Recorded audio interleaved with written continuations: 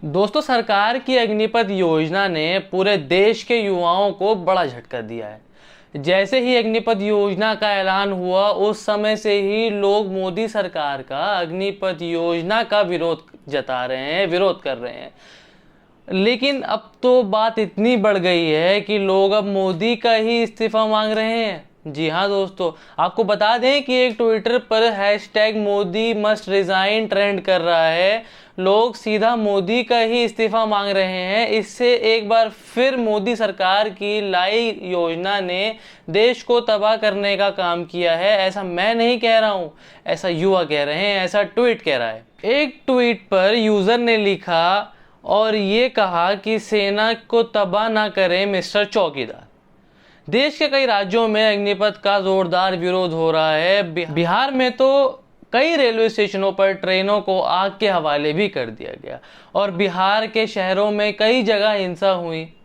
अग्निपथ योजना को वापस लेने की युवा मांग कर रहा है, लेकिन यही मोदी सरकार का कहना है कि ये योजना से सभी का लाभ होगा। अब देखना तो ये है कि फिलहाल किसका लाभ हो रहा है, क्योंकि आज तीसरा दिन है। देश के कई राज्यों में आगजनी हो रही है, हजारों की तादाद में लोग सड़कों पर हैं। यहाँ तक कि बिहार के भाजपा दफ्तर पर भी हमले की खबर सामने आई है, लेकिन सरकार के सिर पर जू नहीं रेंग रही है।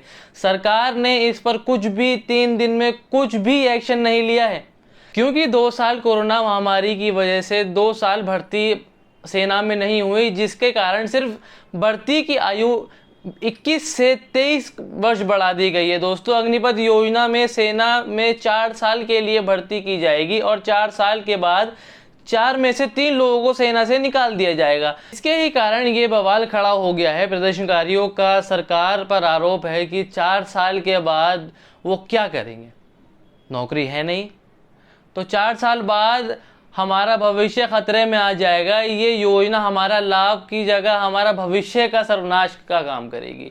अग्निपथ योजना के तहत 4 साल के लिए ही भर्ती की जाएगी, तो क्या 4 साल बाद उन सभी बेरोजगार ना होने के लिए मोदी सरकार को नियम नहीं बनाने चाहिए थे?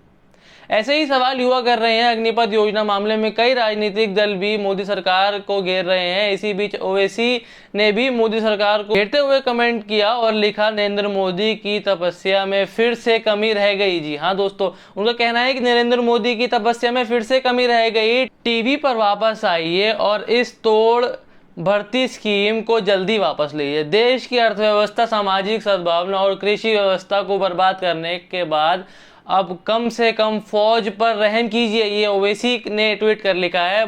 देश भर में अग्निपथ योजना को लेकर युवाओं का गुस्सा देखने को मिल रहा है। राकेश टिकैत ने भी सरकार को घेरा और कहा कि योजना का विरोध पूरे देश में होगा। टिकैत ने कहा कि सेना में अभी तक युवाओं को 15 साल की नौकरी की पेंशन मिल रही थी, लेकिन नई योजना के तहत जब 4 साल की नौकरी के बाद युवा बिना पेंशन घर जाएंगे तो क्या आगे भविष्य क्या तय होगा उनका।